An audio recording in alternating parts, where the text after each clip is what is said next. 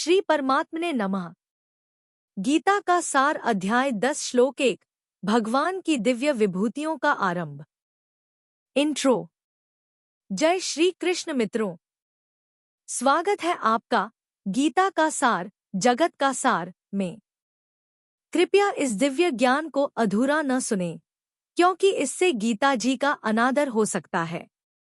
यदि आपके पास समय कम है तो आप शुरुआत में ही छोड़ सकते हैं। हम यह भगवान बुरा नहीं मानेंगे। पिछले श्लोक में भगवान ने बताया कि मुझ में मन लगाओ, भक्ति करो, पूजा करो और नमस्कार करो। ऐसा करने से तुम मुझे प्राप्त करोगे। यह एक पूर्ण भक्ति मार्ग था, सरल, स्पष्ट और शुद्ध। टुडेज श्लोक इंट्रोडक्शन, चैप्टर 10, श्लोक 1। श्लोक।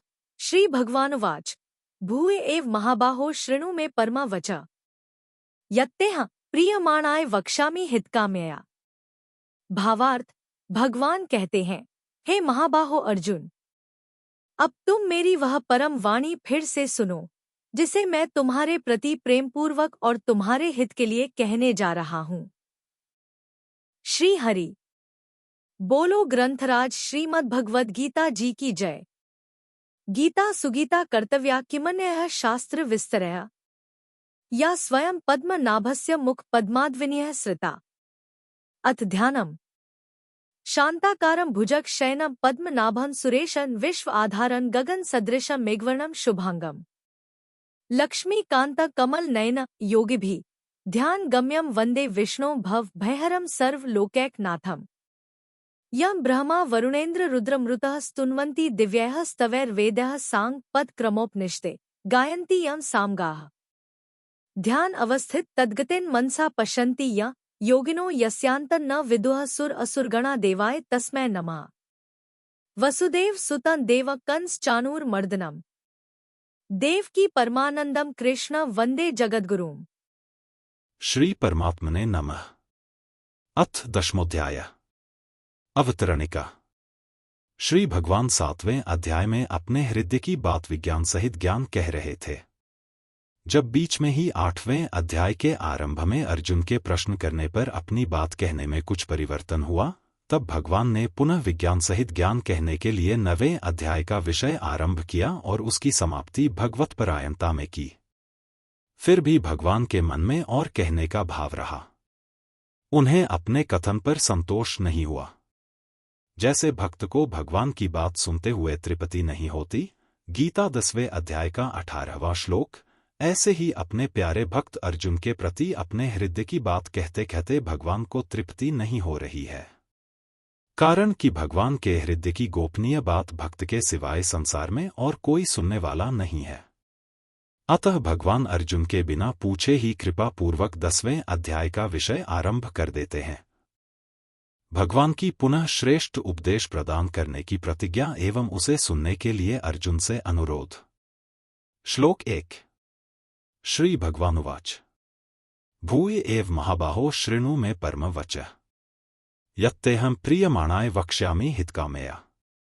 उच्चारण की विधि। भूयः एव महाबाहो शृणु मे परमं वचः यत् ते अहं प्रीयमाणाय वक्ष्यामि हितकामया। 1।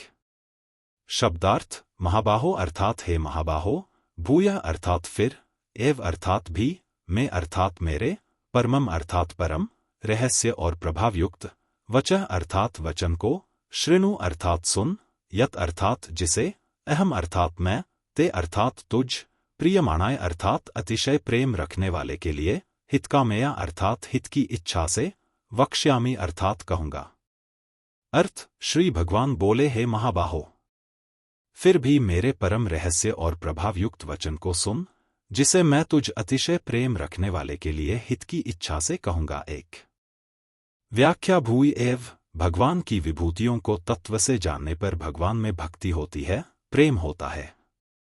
इसलिए कृपावश होकर भगवान ने 7वें अध्याय में 8वें श्लोक से 12वें श्लोक तक कारण रूप से 17 विभूतियां और 9वें अध्याय में 16वें श्लोक से 19वें श्लोक तक कार्य कारण रूप से 37 विभूतियां बताईं। अब यहाँ और भी विभूतियां बताने के लिए तथा गीता 8वें अध्याय के 14वें एवं 9वें अध्याय के 22वें तथा 34वें श्लोक में कही हुई भक्ति का और भी विशेषता से वर्णन करने के लिए भगवान भूय एव कहते हैं। इस 10वें अध्याय में भगवान ने 4 से 6 श्लोक तक अपनी 45 विभूतियां बताई हैं। श्रेणु में परमं वचः भगवान के मन में अपनी महिमा की बात, अपने हृदय की बात, अपने प्रभाव की बात कहने की विशेष आ रही है। अथ 10वां 2 भगवान कहते हैं कि मैं अपनी तरफ से उन भक्तों पर कृपा करके उनको ज्ञान दे देता हूं, तेषामेवानुकंपार्थम गीता 10:11 यह भगवान का परम वचन है। इसलिए वे अर्जुन से कहते हैं कि तू फिर मेरे परम वचन को सुन। दूसरा भाव यह है कि भगवान जहां जहां अर्जुन को अपनी विशेष महत्ता, प्रभाव, ऐश्वर्य आदि बताते हैं, अर्थात अपने आप को खोल करके बताते हैं, वहां वहां वे परम वचन, रहस्य आदि शब्दों का प्रयोग करते हैं। जैसे 4 अध्याय के 3 श्लोक में रहस्यम ह्येतदुत्तमम् पदों से बताते हैं कि जिसने सूर्य को उपदेश दिया था, वही मैं तेरे रथ के घोड़े हाँकता हुआ तेरे सामने बैठा हूं। 18वें अध्याय के 64वें श्लोक में श्रेणु में परमं वचः पदों से यह परम वचन कहते हैं कि तू संपूर्ण धर्मों का निर्णय करने की झंझट को छोड़कर एक मेरी शरण में आ जा, मैं तुझे संपूर्ण पापों से मुक्त कर दूंगा, चिंता मत कर। 18:66 यहाँ श्रेणु में परम वचः पदों से भगवान का आशय है कि प्राणियों के अनेक प्रकार के भाव मेरे से ही पैदा होते हैं और मेरे में ही भक्ति भाव रखने वाले 7 महर्षि, 4 सनकादि तथा 14 मनु ये सभी मेरे मन से पैदा होते हैं। तात्पर्य यह है कि सबके मूल में मैं ही हूं। जैसे आगे 13वें अध्याय में ज्ञान की बात कहते हुए भी 14वें अध्याय के आरंभ में भगवान ने फिर ज्ञान का वर्णन करने की प्रतिज्ञा की है, ऐसे ही 7वें और 9वें अध्याय में ज्ञान विज्ञान की बात कहते हुए भी 10वें अध्याय के आरंभ में फिर उसी विषय को कहने की प्रतिज्ञा करते हैं। 14वें अध्याय के आरंभ में भगवान ने परम भूयः प्रवक्ष्यामि ज्ञानाना ज्ञानमुत्तमम् कहा और यहाँ 10वें अध्याय के आरंभ में श्रेणु में परम वचः कहा।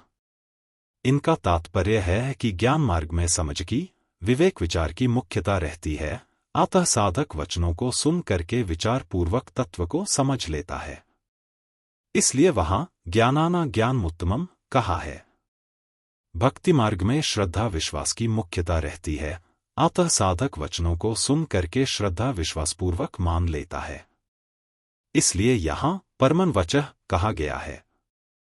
यत्तेहं प्रीयमाणाय वक्ष्यामि हितकामया, सुनने वाला वक्ता में श्रद्धा और प्रेम रखने वाला हो और वक्ता के भीतर सुनने वाले के प्रति कृपा पूर्वक हित भावना हो तो वक्ता के वचन, उसके द्वारा कहा हुआ विषय श्रोता के भीतर अटल रूप से जम जाता है।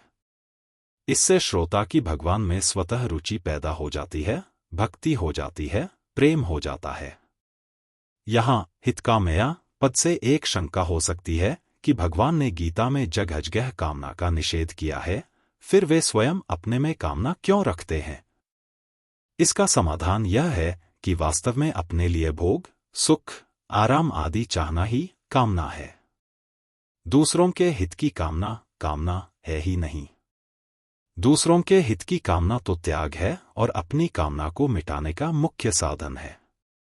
इसलिए भगवान सबको धारण करने के लिए आदर्श रूप से कह रहे हैं कि जैसे मैं हित की कामना से कहता हूं, ऐसे ही मनुष्य मात्र को चाहिए कि वह प्राणी मात्र के हित की कामना से ही सबके साथ यथायोग्य व्यवहार करे। इससे अपनी कामना मिट जाएगी और कामना मिटने पर मेरी प्राप्ति सुगमता से हो जाएगी। प्राणी मात्र के हित की कामना रखने वाले को मेरे सगुण स्वरूप की प्राप्ति भी हो जाती है। ते प्राप्नुवन्ति मामेव सर्वभूतहिते रता, गीता 12:4 और निर्गुण स्वरूप की प्राप्ति भी हो जाती है, लभन्ते ब्रह्म निर्वाणम। सर्वभूतहिते रता, गीता 5:25। परिशिष्ट भाव अर्जुन युद्ध क्षेत्र में आकर भी विजय की कामना न रखकर अपना कल्याण चाहते हैं, इसलिए उनके लिए महाबाहो संबोधन आया है। यह संबोधन अर्जुन की श्रेष्ठता का, उपदेश धारण करने की सामर्थ्य का, अधिकार का सूचक है। परमं वचः जीव मात्र का कल्याण करने वाले होने से भगवान के वचन परम अर्थात अत्यंत श्रेष्ठ हैं। मात्र जीवों का कल्याण करने वाली होने से ही गीता विश्व मात्र को प्रिय, विश्ववंद्य है। वक्ष्यामि हितकामया, अर्जुन जीव मात्र के प्रतिनिधि हैं और अपना हित ही चाहते हैं। यच्छ्रेयः स्यान्निश्चितं ब्रूहि तन्मे। गीता 2:7 तदेकं वद निश्चित्य येन श्रेयो माप्नुयाम। गीता 3:2 यच्छ्रेय अत्योरेकं तन्मे ब्रूहि सुनिश्चितम्। गीता 5:1 अतः भगवान उनके अर्थात जीव मात्र के हित के उद्देश्य से परम वचन कहते हैं। कल्याण के सिवाय जीव का अन्य कोई हित है ही नहीं। भगवान के वचन भी कल्याण करने वाले हैं और उनका उद्देश्य भी कल्याण करने का है, इसलिए भगवान की वाणी में जीव का विशेष कल्याण, परमहित, भरा हुआ है। जीव का जितना हित भगवान कर सकते हैं, उतना दूसरा कोई कर सकता ही नहीं। उमा राम समहित जग माही, गुरु पितु मातु बंधु प्रभु नाही। मानस किष्किंधा 0:12-1 दूसरों की वाणी में तो मतभेद रहता है, पर भगवान की वाणी सर्वसम्मत है। भगवान योग में स्थित होकर गीता कह रहे हैं, अतः उनके वचन विशेष कल्याण करने वाले हैं। एक न शक्यम तन्मया भूयस्तथा वक्तुम शेषतः परम ही ब्रह्मा कथितन योगयुक्तेन तन्मया। महाभारत आश्व 0:16-12-13 भगवान अर्जुन से बोले, वह सबका सब उसी रूप में फिर दोहरा देना अब मेरे वश की बात नहीं है। उस समय योगयुक्त होकर ही मैंने परमात्म तत्व का वर्णन किया था। भगवान का योग में स्थित होना क्या है? भगवान सामान्य रूप से मात्र प्राणियों के परम सुहृद हैं, पर जब कोई व्याकुल होकर उनकी शरण में आता है, तब भगवान के हृदय में उसके हित के विशेष भाव प्रकट होते हैं। यही भगवान का योग में स्थित होना है। जैसे बछड़े के सामने आते ही गाय के शरीर में रहने वाला दूध उसके थनों में आ जाता है। 7वें अध्याय के 16वें से 18वें श्लोक तक सकाम और निष्काम भाव को लेकर भक्तों के 4 प्रकार बताए और 9वें अध्याय के 30वें से 33वें श्लोक तक वर्ण, आचरण और व्यक्ति को लेकर भक्तों के 7 भेद बताए। 7वें अध्याय के 19वें श्लोक में भगवान ने महात्मा की दृष्टि से वासुदेवः सर्वम कहा और 9वें अध्याय के 19वें श्लोक में भगवान ने अपनी दृष्टि से सत्सच्चाहम कहा। भगवान से विमुख होकर अन्य देवताओं में लगने में खास 2 ही कारण हैं, पहला कामना और दूसरा भगवान को न पहचानना। 7वें अध्याय के 20वें श्लोक में कामना के कारण देवताओं के शरण होने की बात कही गई और 9वें अध्याय के 23वें श्लोक में भगवान को न पहचानने के कारण देवताओं का पूजन करने की बात कही गई। 7वें अध्याय के 23वें श्लोक में सकाम पुरुषों को अंतवाला, नाशवान फल मिलने की बात कही और 9वें अध्याय के 21वें श्लोक में सकाम पुरुषों के आवागमन को प्राप्त होने की बात कही। 7वें अध्याय के 23वें श्लोक में भगवान ने कहा कि देवताओं के भक्त देवताओं को और मेरे भक्त मेरे को प्राप्त होते हैं। यही बात भगवान ने 9वें अध्याय के 25वें श्लोक में भी कही। 7वें अध्याय के 24वें श्लोक के पूर्वार्ध में भगवान ने जो अव्यक्तम व्यक्तिमापन्न मन्यन्ते मां बुद्धया कहा था, उसी को 9वें अध्याय के 11वें श्लोक के पूर्वार्ध में अवजानन्ति मां मूढ़ा मानुषीन तनुमाश्रितम कहा है। ऐसे ही 7वें अध्याय के 24वें श्लोक के उत्तरार्ध में जो परम भाव जानन्तो ममा व्ययम उत्तमम कहा था, उसी को 9वें अध्याय के 11वें श्लोक के उत्तरार्ध में परम भाव जानन्तो मम भूत महेश्वरम कहा है। 7वें अध्याय के 27वें श्लोक में भगवान ने सर्गे यान्ति कहा था, उसी को 9वें अध्याय के 3रे श्लोक में मृत्यु संसार वत्रमनि कहा है। 7वें अध्याय के 30वें श्लोक में भगवान ने अपने को जानने की बात मुख्य बताई है और 9वें अध्याय के 34वें श्लोक में भगवान ने अर्पण करने की बात मुख्य बताई है। परिशिष्ट भाव इस श्लोक में अहंता परिवर्तन की बात मुख्य है। भक्त मैं भगवान का हूं इस प्रकार अपनी अहंता को बदलता है और खुद का संबंध भगवान से जोड़ता है। वह साधननिष्ठ न होकर भगवन्निष्ठ होता है, इसलिए उसको संसार के संबंध का त्याग करना नहीं पड़ता, प्रत्युत वह स्वतः छूट जाता है। कारण कि वर्ण, आश्रम, जाति, योग्यता, अधिकार, कर्म, गुण आदि का भेद होने पर भी ये सब आगंतुक हैं, पर स्वयं के साथ भगवान का संबंध आगंतुक नहीं है, प्रत्युत अनादि, नित्य और स्वतः सिद्ध है। Today's question. प्रश्न, भगवान श्री कृष्ण किस उद्देश्य से अर्जुन को परम वाणी सुनाने जा रहे हैं? अ. अर्जुन को युद्ध से रोकने के लिए। बी. अर्जुन के मोह को बढ़ाने के लिए। सी. अर्जुन के कल्याण और प्रेमवश। डी. केवल ज्ञान बढ़ाने के लिए। सही उत्तर सी. अर्जुन के कल्याण और प्रेमवश। क्योंकि भगवान ने स्वयं कहा, प्रिय अर्जुन, मैं तुम्हारे हित के लिए कह रहा हूँ। यह श्लोक हमें सिखाता है कि गीता का ज्ञान दयाभाव और प्रेमपूर्वक दिया गया है, कोई जोर जबरदस्ती नहीं। टुडेज लर्निंग की टेकअवेज। यह अध्याय है विभूति योग, जिसमें भगवान श्री कृष्ण अपने विशेष दिव्य स्वरूप, गुण, शक्तियों और महिमा का वर्णन करेंगे। इस श्लोक से हमें यह सीखने को मिलता है, ईश्वर का ज्ञान प्रेम और हित से मिलता है। भगवान अर्जुन से प्रेम करते हैं, इसलिए यह ज्ञान दे रहे हैं। सच्चा शिक्षक वही होता है जो शिष्य के हित के लिए बोले। परमं वचः, यानी यह सामान्य ज्ञान नहीं, परम ज्ञान है। यदि हम भी श्रद्धा से गीता सुनें और आत्मा से ग्रहण करें, तो यह हमारे जीवन की दिशा ही बदल सकती है। कल हम जानेंगे कि कैसे भगवान कहते हैं कि देवता और ऋषि भी उन्हें पूर्णतः नहीं जानते, क्योंकि वे सबके आदि और कारण हैं। अगला श्लोक बहुत रोचक और रहस्यपूर्ण है, जरूर जुड़िए।